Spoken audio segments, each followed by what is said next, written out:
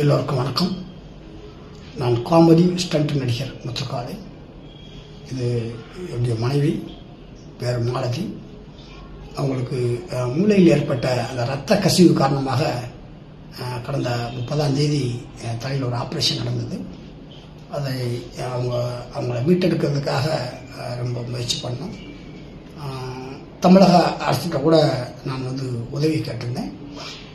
என்னுடைய பதிவை பார்த்து உடனே தமிழக அரசு உயரிய சிகிச்சைக்கு ஏற்பாடு செய்து கொடுத்தாங்க.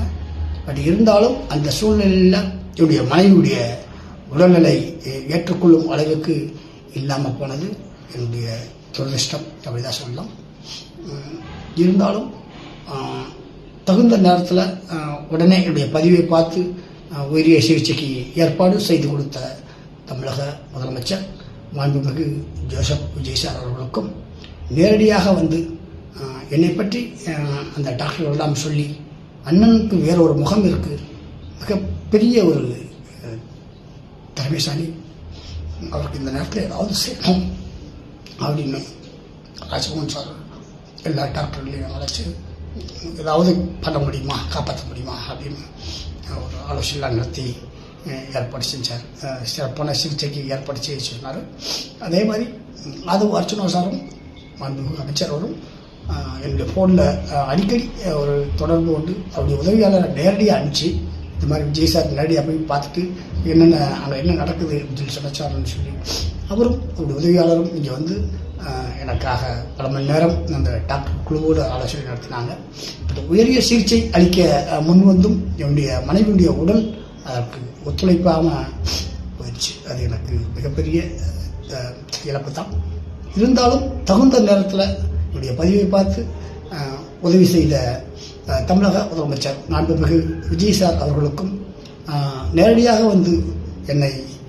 என்னுடைய நிலையை அறிந்து எனக்கு ஆறுதல் கூறிய மாண்புமிகு அமைச்சர் ராஜ்மோகன் சார் அவர்களுக்கும் போனிலே தொடர்பு கொண்டு என்னை அடிக்கடி என்ன நடக்குது, என்னை கொண்டு கவலைப்படாதீங்க, எப்படியும் மீட்டெடுத்துடலான்னு சொன்ன மாண்புமிகு அமைச்சர் ஆதவ் அர்ச்சனா சார் அவர்களுக்கும் அவர்களை சார்ந்த நண்பர்களுக்கும் டாக்டர்களுக்கும் அதோடு என்னுடைய நண்பர்கள் அந்த நேரத்தில் எனக்கு உறுதுணையாக இருந்த அனைத்து நண்பர்களுக்கும் இந்த நேரத்தில் நான் நன்றி சொல்லணும்.